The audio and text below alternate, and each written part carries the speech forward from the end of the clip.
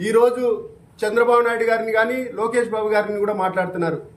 అయ్యా సతీష్ రెడ్డి గారు, మీరు గతంలో తెలుగుదేశంలో ఉన్నప్పుడు ఇదే రాజశేఖర రెడ్డి గారు మిమ్మల్ని ఎంత ఇబ్బంది పెట్టినారో తెలుసు.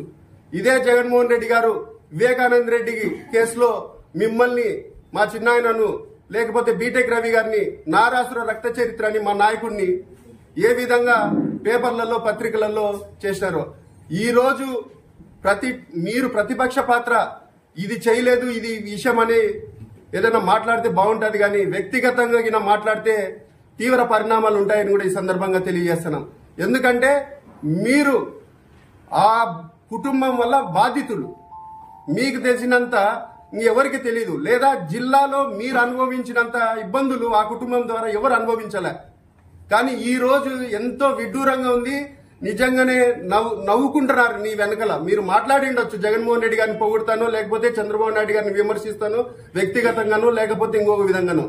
కానీ ఈ రోజు చూస్తున్నారు, అరే ఇన్ని 30 ఏళ్లు రాజకీయం చేసినారు, ఈ రోజు సతీష్ రెడ్డి అంటే తెలుగుదేశం అంటే ఎంత గౌరవించింది అనేది. అదే ఈ రోజు మీరు పార్టీ మారుతానే వ్యక్తిగతంగా మాట్లాడడం జరుగుతూ ఉంది.